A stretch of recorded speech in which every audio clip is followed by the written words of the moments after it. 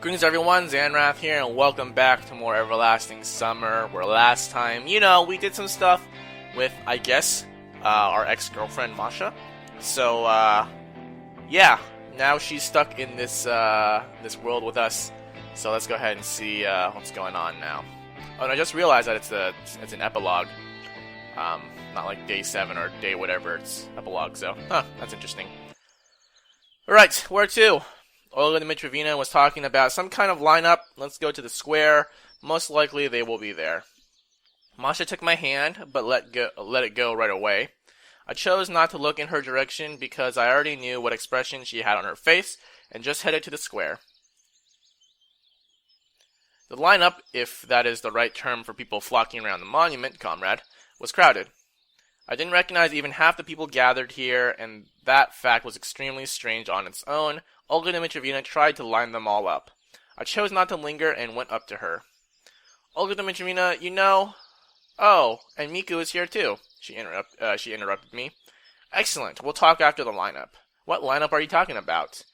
Isn't that enough playing games? For God's sake, it's not funny anymore. She looked at me in confusion. What are you talking about? About that. Masha cautiously looked out from behind my back. Olga Dmitryevna, it really isn't funny anymore. I don't understand you two. Let's seriously get back to the shooting. What shooting? I looked at her attentively, and for the first time realized that perhaps she wasn't joking. Olga Dmitryevna was never a decent actress, so I doubt that this expression of surprise and incomprehension was fake. What a mess. Okay, let's assume... Tell us your version.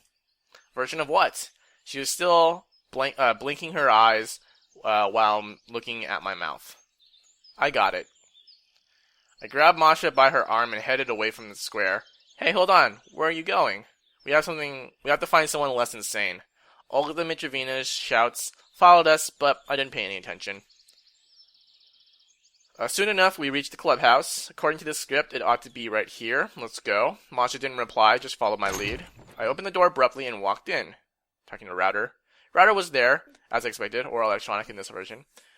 What's happening? Oh, Semyon, and you're not alone. Hi there. Have you come here to join our club? Oh wait, it still says he's Router. It seemed that there was something wrong with him too. Why aren't you at the lineup? I asked mischievously. Well, I've got something to finish here. Whatever. Just tell us what's going on here.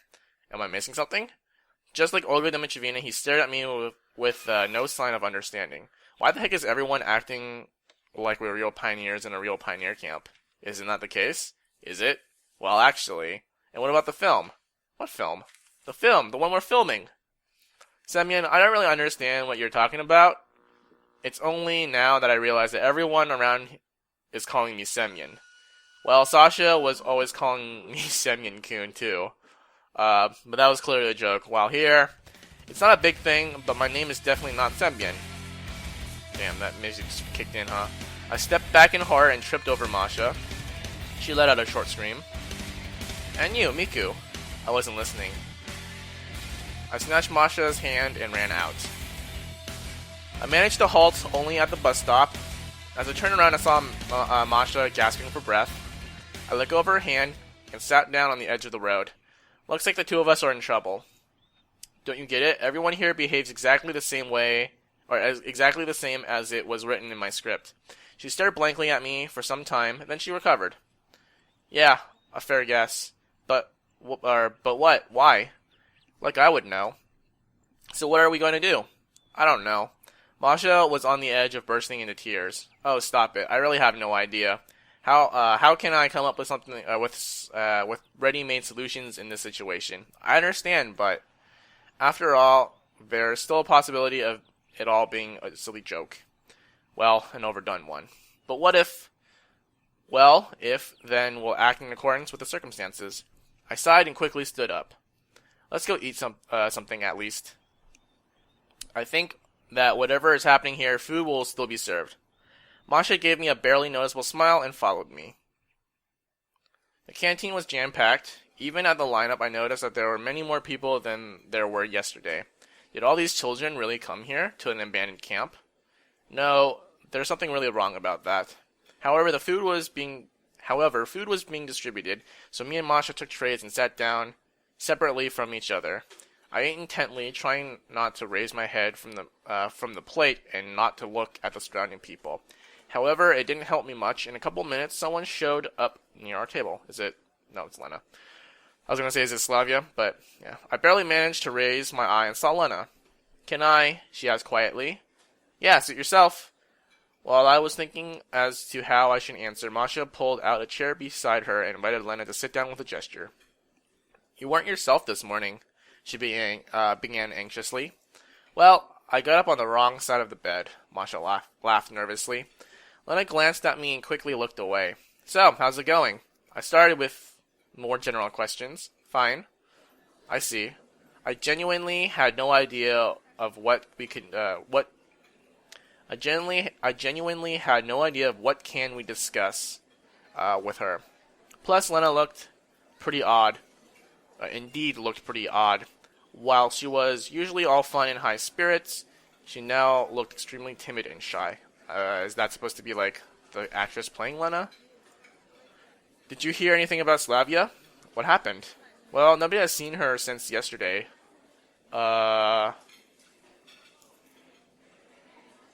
Wait, hold on, what? This is supposed to be like day 7-ish, kind of, right? Based on what I was saying before. So, I remember there's the thing where we went hiking. Was that a day 6 thing? And then, I know Slavia went off on her own, right? So, maybe. It's like you two disappeared first. Now you are here, but Slavia is... She left long pauses after each of her sentences. I still didn't get it. Either it's completely perfect acting, or the being sitting in front of us wasn't our Lena. Nope. We haven't seen her. Well, I hope she'll be back eventually. Yeah, we hope so too. Wait, no, this can't be day 7, because otherwise they'd be leaving soon? I'm sure they would mention something about that. So I guess this is technically day 6, maybe? Slavia. Slavia indeed could lose her way in broad daylight. That's hardly surprising. I was just finished eating the rubber-like oatmeal when suddenly Olga Dmitrievna ran into the canteen waving her hands. She looked around emotionlessly, and after glancing at me, finally headed towards our table at a fast walk. Oh, here you are. Let's go have a talk. She hissed below her breath right at my face. Seemed that objecting wasn't worth it, so I got up, nodded to Masha, and we headed after Olga Dmitrievna. After we got outside, she turned around abruptly and said, So, where were you last night? Should you care? I shrugged. I should. Did you know that Slavia is missing? Just heard that from Lena. Exactly. I went searching for her and found her. Huh? Uh-oh, is she dead? Oh, God. It looked like she was desperately fighting back tears. That's good news, then. Come, let me show... Oh, no. She said quietly and headed in the direction of the forest. I looked at Masha, and it froze. Okay, we're good. I looked at Masha. Maybe we shouldn't? What's wrong with it? However, my inner voice was agreeing with her. Alright then, but I'm afraid. Everything will be fine. I tried smiling, but even without a mirror, it was obvious that my smile was so fake that it made me sick. Wait. If she actually is, like, if I think something bad happened to her, I feel like the lineup when I first, like, went to talk to Olga would have went differently, so I don't know. Soon enough, we came to a small glade. There. Olga Dmitrievna pointed at a tree. Uh-oh. Don't do it. Oh. Wow. What? I took a few steps and suddenly spotted a detached human arm. Really? Wow. That is... okay. In fact, it wasn't even detached, more like it had been torn off. Masha peered out from behind my shoulder and screamed in terror straight away. Don't look. She burst into tears and rushed into Olga Dmitrievna's arms. I made a... How? So you found a mutilated body in the woods, and your morning lineup... Oh, maybe she did that after the lineup. Okay, that's fine. I like how it's down here, though, so it's kind of blocked off by the text, but it's like, yeah. Good, design choice, I suppose.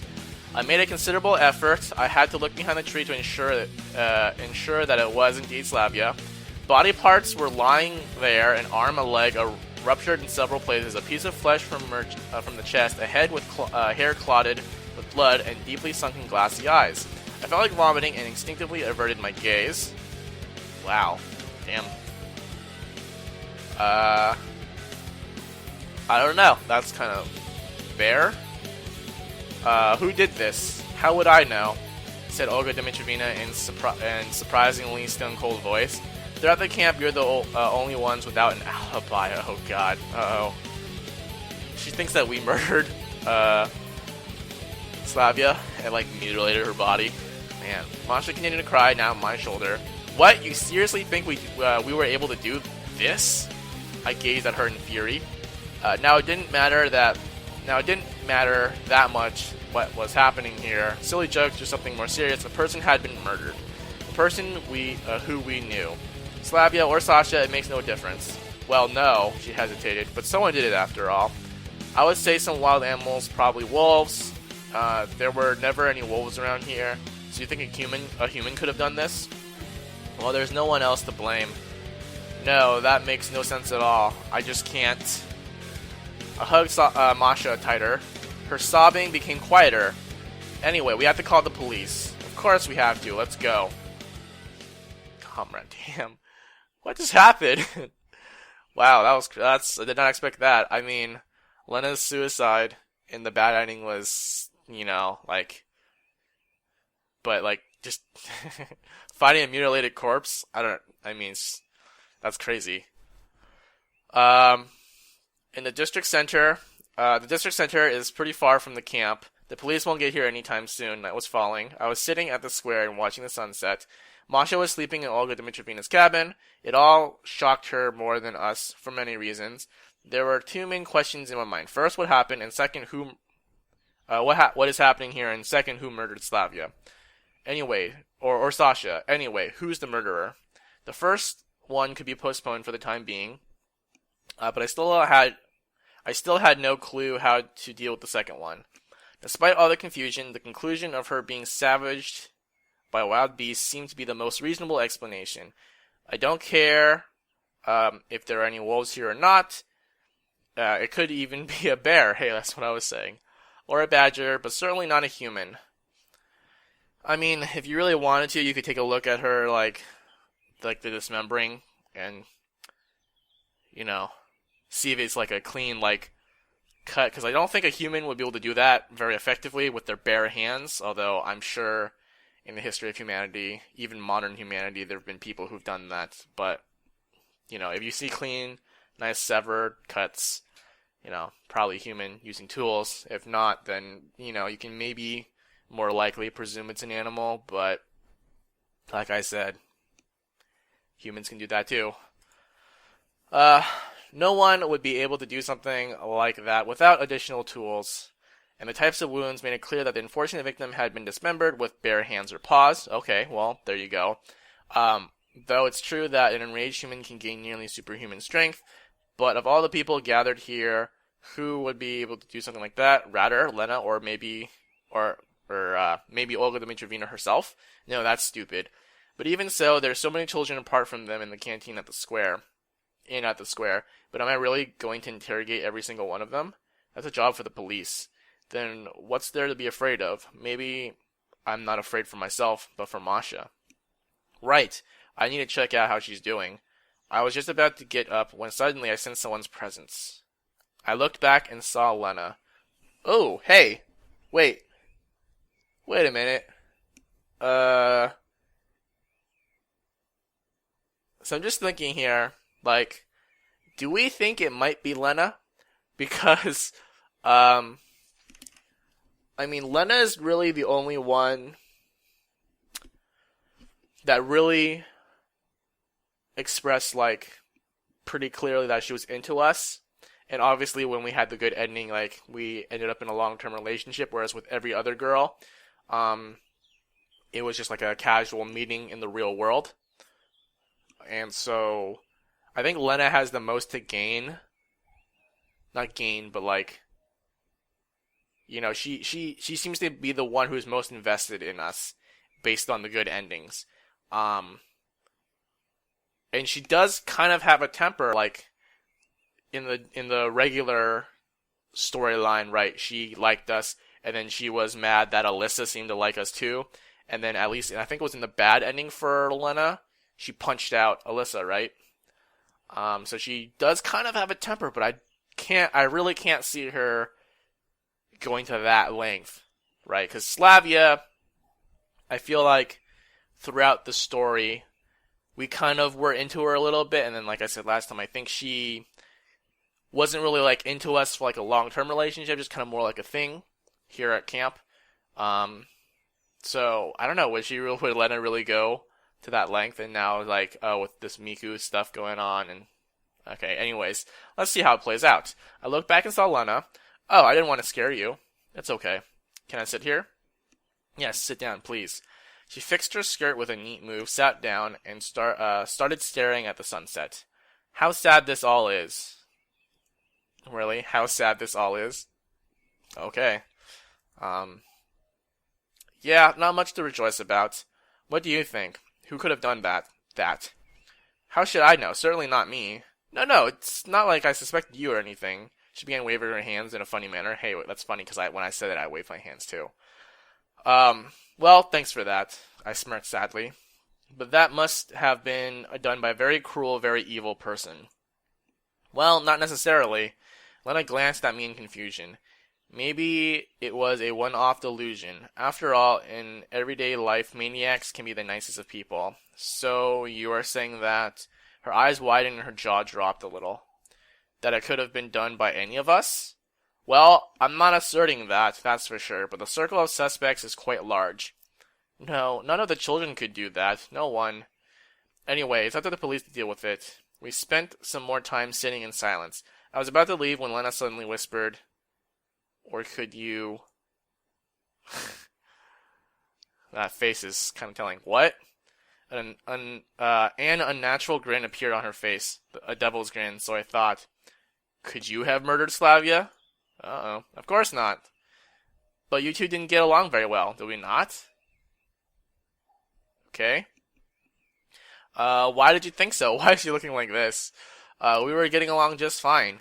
It suddenly became clear that Lena, most likely, is not talking about me. Oh, wait, is it the other pioneer guy? More precisely, not the me from yesterday, and not the Slavia whose name is Sasha.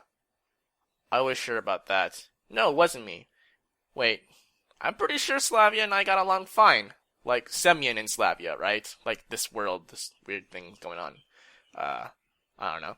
No, it wasn't me. Okay, relax. I'm not accusing you, you say, with this face still.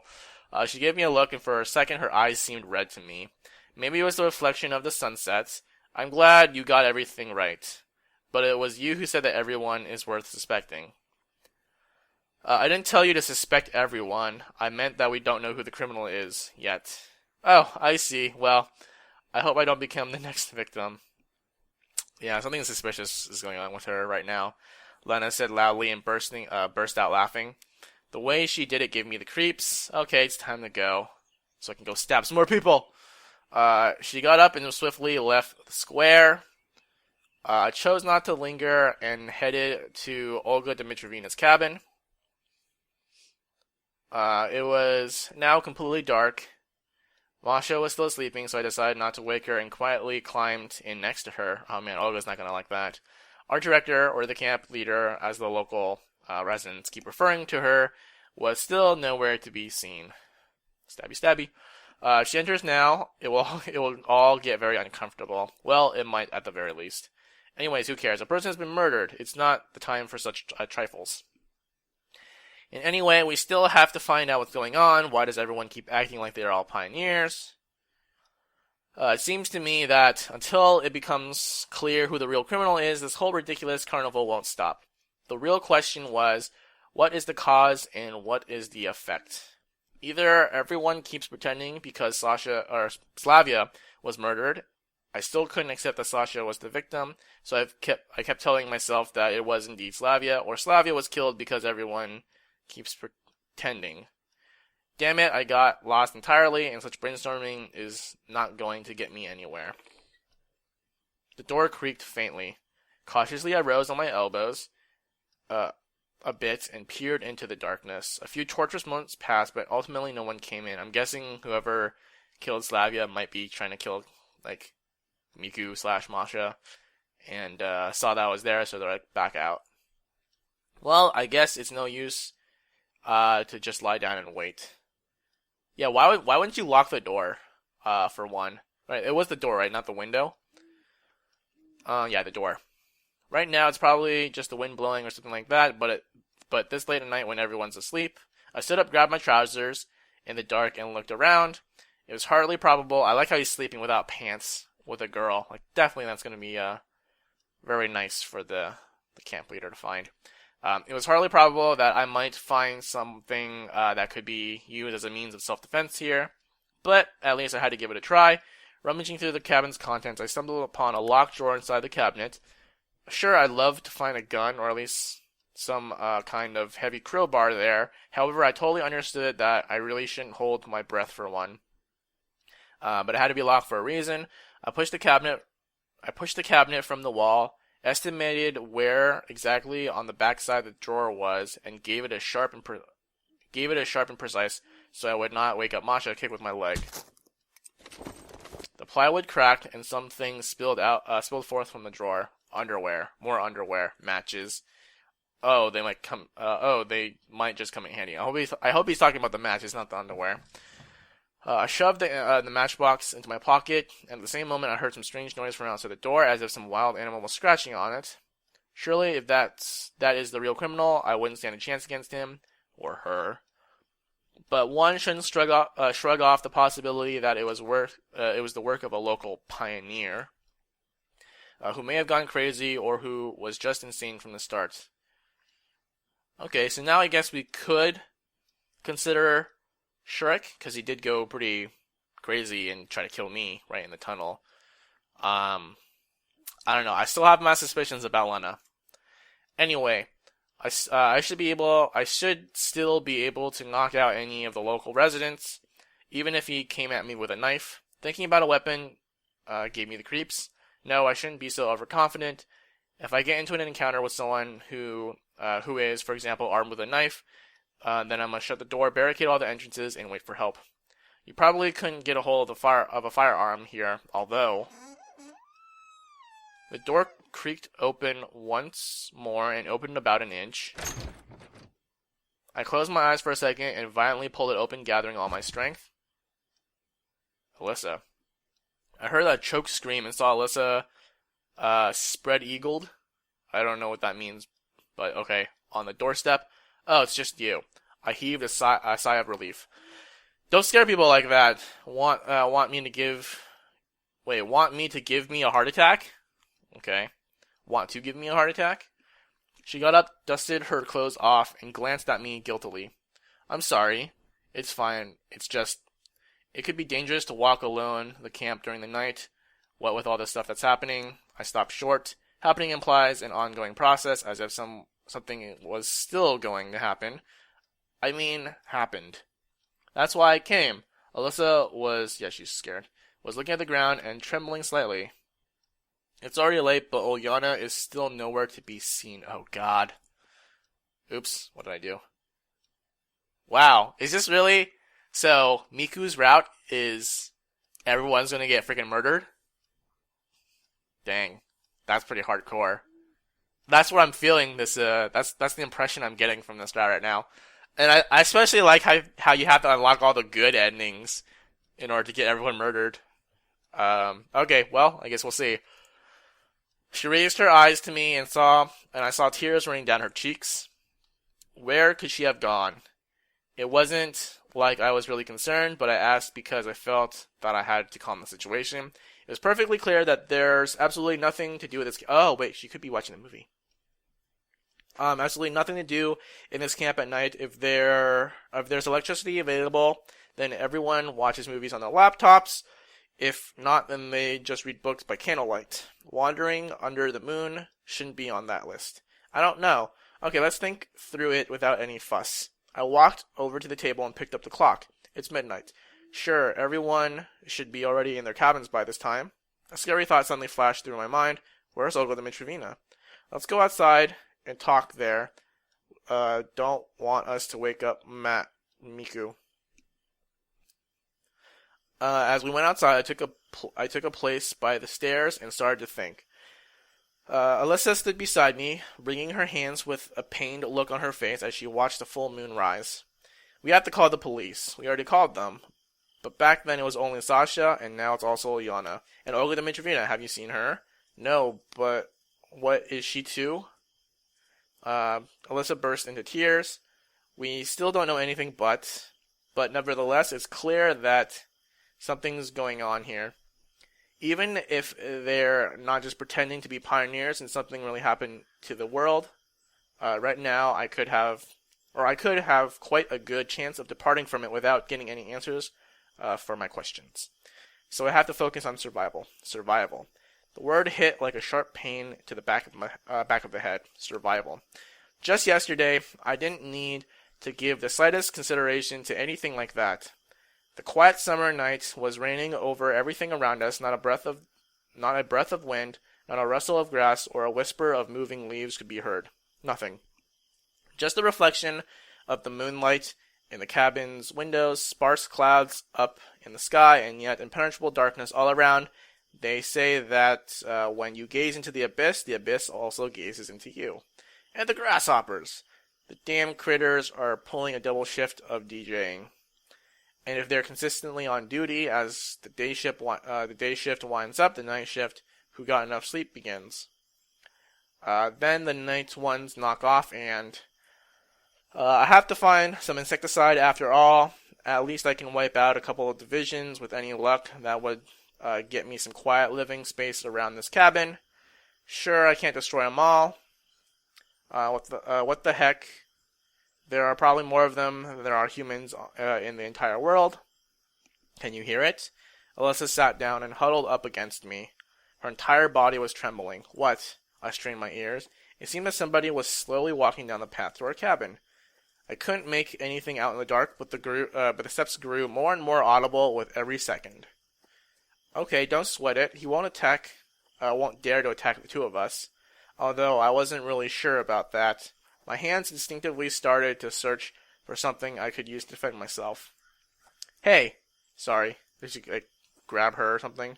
Soon enough, I found a piece of water pipe underneath the bench. It's not much, of course. It's way too thick and uncomfortable to wield properly, but it's still better than going out empty-handed. The mere sight of this monstrosity would make anyone pee themselves. Most likely from laughter. There's nothing I can do. We're as good as sitting ducks here, so I'd rather move out towards the enemy. I couldn't say that I was bursting with courage and valor. In fact, it was quite the opposite. I was really freaking out. It just seemed that I had no other choice. I took a deep breath and slowly headed into the darkness. Soon enough, I can make out more features of the stranger's silhouette. I'm guessing it's Olga. Not very tall. Nope. It's Olyana. Not very tall, weird hairstyle, a skirt. Nope, it's Lena. Oh. That ought to be Lena. I lowered my guard. What are you doing here this late at night? Lena's face was stained with tears. Come on. I led her to Alyssa. As Lena was coming back to her senses, she tried to explain what happened. I was just sitting alone, and it's already quite late, and Miku is still missing, yet what happened to Slavia and well, okay, that's fine. Because Miku is in the cabin, right? Oh, but then we go into the cabin, she's dead, oh my god. I still just couldn't reconcile the image of Lena. Is that... Okay, so what I'm gonna say is... I don't know, I still find Lena really, really suspicious. So I'm not sure if they're setting up for that, or if they're trying to throw us off guard, and throw a little M. Night Shyamalan plot twist in there. But, I'm gonna say that Alyssa wasn't the first person to come in and check it out, and so it was Lena who first poked her head into the door, saw that I was still there with Miku, and so she left, and then Alyssa came and then that's when it came, and then she like hid in the bushes or something. And then Alyssa came. We stepped out. Lena saw our chance. Somehow got in, like through the window or something. Killed Miku without her making a sound. I guess she could have suffocated her. Yeah, with like a pillow. And then climb out the window. And then came over here. And now we're gonna be like, and she's gonna be like, oh my god, I don't know where Miku is because, I don't know why she wouldn't know that she got freaked out and is staying in the cabin here with the camp leader, right? And then, and we're gonna be like, oh, it's okay, she's just sleeping in there. I was just in there. And we go and she's dead. So, I just couldn't reconcile this image of Lena, a sobbing girl, sitting in front of me with the one that I saw at the square a few hours ago, with the grin of the devil and hellish flames in her eyes. Maybe it was just my imagination, or maybe not. By any chance, do you know where Olyana and Olga Dmitrievna are? She raised her surprised eyes to me. No? Why? Are they also missing? Well, so far we can't be sure. Semyon. At first I didn't realize that she was addressing me. Huh? Don't you think it's way too quiet in the camp? It's night, everyone's sleeping, aren't they? I strained my ears. Indeed, there were no sounds besides these damned grasshoppers. I mean, no sound whatsoever. What is this place usually like? Quiet, whispered Lena. Quiet, but not this quiet. I couldn't let the girls fall into a panic, although I was starting to freak out myself. Yet there were a lot of reasons too. Humans disappearing into thin air, horrible murders, friends that pretending to be pioneers until the very end. I was ready to lose it. Okay, let's think rationally. The girls gave me a few questioning looks. People can't just disappear without a trace. That means... Nope, wait, didn't you technically? I guess it's supposed to be a dream, right? So, I don't know. Nope, it doesn't mean anything. Suddenly we heard a rustle in the bushes behind the cabin. Why is everyone here? Before I could even grab my pipe, Router emerged from the darkness. Ah, here you are. Why are you still called Router even though in this world you're very clearly electronic? He didn't seem to be at all concerned by all the stuff happening around here. Oh lord, stop jumping out at people like that. The girls are going to have a heart attack at this rate. Although I wasn't sure who was more frightened, them or me. Yeah, I apologize. Why have you come? Have you seen Shurik? Oh, he's missing too? Great. We haven't. It looks like half the camp just disappeared in the last few hours. Plus, it's too quiet around here. We've noticed that already. There's no light. I'm just really waiting for them to go in. I want to know what happened to Miku, if anything happened. Or Masha, technically. There's no light anywhere. Dead silence. Oh, don't you start whipping up tension here. I feel sick already. What am I doing? I'm not doing anything. He flashed a mysterious smile that gave me the creeps. Okay, stay here. I'm going to scout around the camp. Alone? Yeah, that probably wasn't the brightest idea. I have to think fast, then speak, or first, then speak. Ahem. I'll go with you. Okay, then you just stay here, and don't forget that Miku is still sleeping in the cabin. Sir, yes, sir. What a dork. If he gave me that dopey smile in any other situation. Ugh. I really wanted to know what happened to Masha. Okay, I guess we're not doing that quite yet, and I don't know. I'm not sure what to think about the situation right now because, well, I mean, the Lena thing was kind of sad. I mean, was sad for sure, but it wasn't gruesome like a dismembered body. So, I don't know. Yeah, I don't know. I just don't really have words, and I like how my cursor disappeared. That's pretty cool too. I'm not exactly sure what's going to happen now, because now we're leaving Lena and Router, or Electronic, I guess he's technically Router for whatever reason, alone with Miku, potentially. So, yeah, I think some crazy stuff is going to happen, and I just get the feeling that all the girls are just going to get, like, straight up murdered. I don't know why, but I just get the feeling. I feel like everyone is going to get straight up murdered, and I feel like maybe I will get straight up murdered as well. So yeah, I guess we'll find out if that's going to happen next time, and until then, thank you for watching. Bye.